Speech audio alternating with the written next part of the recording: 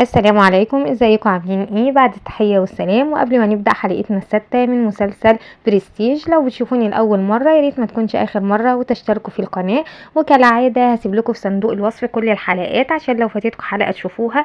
ويلا نبدأ حلقتنا، وبنروح لديما اللي كانت يوم الحادثة بتستحمى، وطبعا جالها الكابوس كالعادة بتاع كل مرة. وبعد كده بنتفاجئ ان اللي معاها في الشقة يبقى مستر بسام، وبنعرف ان هي متجوزاه من 3 شهور وان هم عايشين مع بعض. ودخلت عليه البلكونه وكانت بتديله القهوه بتاعته اللي عاملاها له، وقعد يشكر في القهوه بتاعتها كتير. بعد كده بدا يسالها على المنوم اللي هي بتاخده، فقالت له ان هي ما تقدرش ما تاخدهوش لان هو ده اللي بينيمها. في الاخر بدا يشكر فيها شويه وقال لها ان هو هيروح على الكافيه وهي تبقى تلبس وتحصله. فعلا بينزل وبتبص عليه من البلكونه وبتشوفه هو بيركب العربيه بتاعته، وبتلبس هي كمان وبتنزل عشان تروح الكافيه. لكن بتتفاجئ بالعربية بتاعته قدام السينما، فبتدخل وفعلا بتشوفه هو قاعد لوحده وبيتفرج على فيلم.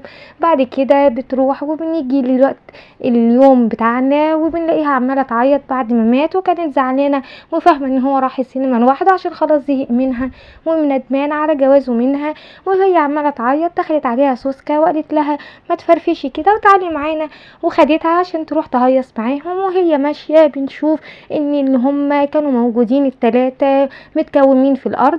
وبتتفاجئ ديما لما بتشوف كله عمال يرقص ويهيص، وشكلهم كده كانوا واخدين بالقرش كله. وهي بدأت تبص عليهم كانها مستغربة من كل حاجة، لكن وهي مستغربة زادت الاستغراب اكتر. وبنبص بنلاقي واحد طلع ما نعرفش طلع منين، وبدأ يقدم لهم فرقة ويقدم لهم استعراض. وبنبص بنلاقي ابطال الاستعراض يبقوا كل اللي ليهم، يعني ام عمران على مرات اكرم على اهل ميدو وحاجه كده اخر لخبطيطه. وبداوا هما كمان يعملوا الاستعراض وبداوا يرقصوا على الاغنيه. وبنبص بنلاقي بقى المفاجاه الاكبر وبنلاقي يسرى قدامنا وواقفه وعماله تغني الاغنيه الشهيره بتاعتها. وهم طبعا اندمجوا معاها جدا وانبسطوا قوي لما شافوها وبداوا يرقصوا على الاغنيه كلهم. وفجاه كل دول بيختفوا وبتظهر يسرى وبنلاقيها بتتكلم مع جمال، وبنعرف ان هي وجمال كانوا جيران زمان وان هو كان بيحبها لكن ما كانش قادر يقول لها الكلام ده. وهي بتجامله بكلمتين حلوين لكن هو بيصدقها وبيعرفها ان معاه سوسكا صاحبته وان هي ممكن تغير كده. فبدأت تتضايق عليه، افتكر ان هي غيران عليه وان هي متغاظه، لكن هي وضحت له ان هي متجوزه راجل احسن راجل في الدنيا ومش متغاظه ولا حاجه. فاستغرب وقال لها طيب امال انت اتضايقتي ليه كده لما جبتلك سيره سوسكا؟ فقالت له عشان انت ما ينفعش تقولي الكلام ده واحنا في عزا. فطبعا كله بيتفاجئ من كلمه عزا وبيبصوا لها وما بيبقوش فاهمين معنى الجمله دي ايه. لكن في الوقت ده جمال ما اهتمش باي حاجه من دي خالص، وقال لها ان هو بيفكر يتجوز سوسكا علشان هو بيخاف من الوحده وانه يكون لوحده. فهي اتبسطت له ان هو هيبقى عريس، وهو حس ان الكلمه غريبه واتبسط جدا. وفعلا كل الموجودين احتفلوا بيه على ان هو عريس. بعد كده بنشوف حبيبه وميدو الحب ولع في الدوره مره واحده كده واعترفوا لبعض بحبهم، وكانت الدنيا ماشيه اخر تمام. بعد كده بنلاقي حبيبه بتلاقي العربيه بتاعتها اللي هي كان نفسها فيها فبتركبها لكن ما بتبقاش شغاله. وبيبدا ابو ميدو يقول لها هو انت يا بنتي ايه اللي مضايقك من اهلك؟ فبدات تحكي له ان هي متضايقه منهم لان هم مش شايفينها اصلا مامتها ولا في الدماغ ولا مهتميه بيها، وابوها نفس الكلام، حتى اختها لانها انسانه ناجحه فخلاص محدش مهتم بيها. وفي نفس الوقت ده هم مش مستقلين بيها بس هم مش شايفينها اساسا، واي حاجه بتعملها بيتفهوا منها. فساعتها ميدو قال لها ان هي دي نفس مشكلته مع ابوه.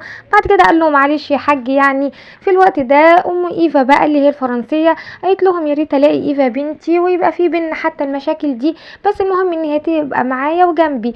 فحبيبه قالت لها طب انت ليه ما تحاوليش تشوفيها عن طريق الفيسبوك والكلام ده؟ قالت لها انا ماليش في الحاجات دي ولا بحبها. بعد كده بدات حبيبه توضح لهم ان هي اهتمامها بعمران كان عشان خاطر هو بيحاول يموت نفسه وبيحاول يثبت نفسه باي طريقه، لكن محدش مديله فرصه ومحدش مهتم بيه. علشان كده هي قررت ان هي تهتم بيه وتديله الثقه في نفسه، لان هي كان نفسها حد يعمل معاها كده. فميدو قال لها رغم اني انا ما بحبوش وما بطيقهوش بس بحس كده ان هو هطل ومحتاج يتعالج. بعد كده العربية اشتغلت فطلبت من الست الفرنسية انها تيجي تركب معاها، وبالفعل ركبت معاها وبدأوا يمشوا بالعربية في المكان. واول حاجة شافوا اكرم وهو كان بيتكلم مع عمران، وكانت جنبه مراته وبيحاول يوضح له ان هو لازم يهتم بشغله، لكن في نفس الوقت ما يكونش على حساب حياته الخاصة وما يديش شغله اكتر من حجمه، وان الشغل ده عشان يكسب منه ان هو يتعلم من الاخطاء وما يعملش زيه. فساعتها اتبسطت مراته ان هو فاق لنفسه واخيرا عرف ان اللي بيعمله ده كان غلط. لكن في الوقت ده عمران كمان كان مبسوط بالكلام اللي هو بيقوله. وام ايفا دي بقى كانت قاعده وماسكه كتاب كده ما نعرفش جابته منين، وبصت في الكتاب لقيت صوره اكرم وعمران واللي معاهم، وبتبص لقيت فعلا ان هما واقفين نفس الوقفه اللي كانت موجوده في الكتاب. فبتستغرب جدا، وبعد كده بتمشي بالعربيه تاني هي وحبيبه، وبيبداوا يشوفوا ابراهيم كان قاعد وكانوا عمالين كده الاتنين اللي معاه يهتموا بيه، وعمال يفكر كتير جدا في اكرم والمعامله اللي كان بيعاملها له لما كان بيروح الكافيه، وازاي كان بيعامله بمنتهى الاحترام والحب والسعاده. فقعد يفتكر الذكريات دي، فقام رايح لاكرم وبدا يتكلم معاه ويقول له انا عارف ان احنا اللي بينا ده كان حاجه كبيره قوي، احنا كنا متصاحبين، فكل اللي موجودين فهموهم غلط واستغربوا الكلام، حتى حبيبه ومؤيفه دي برضو استغربوا. فبدا طبعا اكرم يزعق له ويقول له انت اتجننت، ايه اللي انت بتقوله ده، وضح الكلام. فقال له انا مش قصدي، انا قصدي ان احنا كنا اصحاب عاديين يعني، بس كان في بينا حب ومشاعر كويسه. لكن طبعا هو ما اهتمش بالكلام ده واتنرفز عليه. وفي الوقت ده مرات اكرم قامت لطشه ابراهيم القلم التمام، فوقف بل مكانه وما اتحركش. ووقتها عمران بياخد والدته وبيروح يعرفها على حبيبه وبيطلب الجواز من حبيبه وان هو بيحبها، لكن هي طبعا رفضته وقالت له ان هي بس معجبه بشخصيته لكن مش هتقدر تتجوزه، وان هي بتحب ميدو. ففي الوقت ده طبعا اتضايق جدا واتكسر قلبه، لكن ميدو ما صدق ان هو فرح فيه. وبنشوف ام ايفا كانت في عالم تاني وبتبص في الكتاب اللي معاها، وبتلاقي ان اكرم وابراهيم واللي معاهم واقفين بالظبط نفس الوقفه اللي كانت موجوده في الكتاب. فبتستغرب جدا. وبعد كده بنروح لسوسكا وهي واقفه مع جمال ولسه هيتكلم ملحقش وقعد يكح، فقعدت تطبطب عليه، فهو قال لها انا بقى مش محتاج غير كده ايد حنينه كده تطبطب عليا وتونسني في وحدتي، وطلبها فعلا للجواز. لكن وقتها هي شافت توت اختها وهي بتقول لها ان هي ما تعملش في نفسها كده، فساعتها اعتذرت له وقالت له ان هي مش هتقدر ان هي تتجوزه، وان هي بس تبقى جنبه بالطريقه دي احسن، لكن هي ملهاش في الجواز. وكالعاده طبعا ام ايفا كانت شايفاهم في الكتاب وهم واقفين نفس الوقفه ان هم واقفينها مع بعض. بعد كده بنروح لديما وكانت قاعده مع روزا وكانت متضايقه جدا وعماله تعيط، وبنعرف ان هي جت هجره من بلد عربيه لمصر، وكانت وهي راكبه مع جوزها في الباخره. المهم ان جوزها غرق وهي اللي كانت على هنا ونفسها ترجع بلدها لكن مش عارفه حتى تعمل ده، وفضلت قاعده في مصر وكانت متضايقه جدا، وقالت ان هي بتاخد منوم علشان تقدر بس ان هي تستوعب الحياه اللي هي عايشاها. في الوقت ده جت ام ايفا ومعاها حبيبه وبدات تتهم ديما ان هي اللي قتلت تامر، وتقول لها انت الوحيده اللي كان معاكي المسدس. فقالت لها ايوه انا فعلا خدت المسدس بس مش عشان اقتل تامر، علشان اقتل نفسي واخلص من الكابوس اللي انا عايشه فيه ده. فساعتها برضو ام ايفا بصت في الكتاب اللي معاها وشافت نفس القعده اللي قعداها ديما مع روزا، لكن فجاه ديما حست ان هي مش مظبوطه وان هي بتطير، وده ما كانش احساس، هي بالفعل كانت بتطير والكل كان باصص عليها ومستغرب جدا. وفي الوقت ده يسرا بتروح لجمال وبتحاول تهون عليه بعد ما سوسكا رفضته، وطبعا هو كان خايف تاني من الوحده، لكن قالت له تعالى انا هوريك سر حاجه خاصه بيا محدش يعرفها، وخدته الاوضه الخاصه بيها وقالت له ان ده المكان اللي هي بتحب ترتاح فيه وتقعد كده لوحدها في راحه. وحاولت توصل له من الكلام ان الانسان مش مهم انه يكون عايش لوحده، المهم ان هو يعرف يبسط نفسه وما يخافش من الوحده.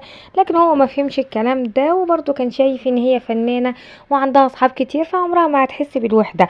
بس هي حاولت توضح له بتقوله ان رغم صحاب الكتير دول مش دايما بيكونوا معاها طول الوقت، وان هي ساعات بتكون برضو لوحدها لكن بتحاول تسعد نفسها وما تحسش باي وحدة. بس برضو هو ما فهمش ده وفضل معلق ان هو برضو خايف من الوحدة ومحتاج ان حد يكون جنبه، رغم ان هي قعدت تنصحه كتير ان الخوف من الوحدة هو اكتر حاجة هتخليه يحس بالوحدة، لكن مفيش فايدة، اللي في دماغه في دماغه. في اخر ما زهقت منه وطلبت منه ان هو يخرج ويسيبها لوحدها، فطبعا كان خايف يخرج علشان مش عايز يبقى لوحده، لكن لما اصر اضطر ان هو فعلا يخرج ويسيبها. وقتها حبيبة ومنيبة كانوا ماشيين برضو بالعربية وشافوا ميدو وهو قاعد لوحده، فصعب على حبيبة ونزلت تتكلم معاه وقعد يقول لها هو قد ايه بيحبها وان هو نفسه يكون معاها على طول. لكن وهي بتتكلم معاه بدأت منيبة تقول له وتتهمه ان هو اكيد هو اللي قتل، علشان كان غيران من تامر. لكن هو قال لها انه هو بيتمنى يخش دنيا، مش ان هو يخرج من دنيا، وان هو ما يقدرش يعمل حاجة زي كده. بصت فعلا في الكتاب اللي معاها ولقيت نفس القعدة اللي هو قاعدها هو وحبيبة موجودة في الكتاب. ووقتها سوسكا قالت لها انت عمالة تتهمينا كلنا بالقتل، يمكن انت اللي تكوني قتلتي. قالت لا لا طبعا انا بدور على بنتي ومستنية ان انا الاقيها علشان اعيش معاها بقية حياتي، ما عنديش استعداد ان اخسر حياتي في اي حد. بعد كده هما بيتكلموا جه عمران وكانت سوسكا بتخيط حاجة كده مش عارفين جابتها منين، المهم انها اتعورت وقعدت تدلع على عمران ان هو ينفخ لها ايديها. فبص طبعا لحبيبة وكان متضايق ان هي قاعدة مع ميدو وحب يغيظها، ففعلا عمل كده. لكن حبيبة وميدو كانوا عارفين ان هو بيغيظها، فقعدوا يضحكوا عليه هما الاتنين. وبعدها كانت ساعتها منيفة كانت بتبص فعلا في الكتاب ولقيت صورتها هي اللي موجودة في الكتاب، وبتبص لقيت ان شكلها بالفعل موجود في المراية. بعد كده بيرجعوا، لكن بتبدأ منيفة تبص في الكتاب وتعد عدد الاشخاص اللي موجود، وبيلفت انتباهها ان في شخص ناقص. فاول ما بتتفاجئ بالنتيجة دي بنبص بنلاقي ان المكان الاكسجين اللي فيه بدأ يروح، وكلهم بدأوا يتخنقوا جامد وكانوا هيموتوا من الخنقة، وقعدوا يكحوا كلهم ويقعوا في الارض من التعب ومن الخنقة. وفي نفس اللحظة دي بنبص بنلاقي ان عم عمران نازل بالاسانسير، ويا ترى كان فين وايه اللي حصل؟ ده اللي هنشوفه الحلقة الجاية. استنونا واشوفكم على خير، والسلام عليكم.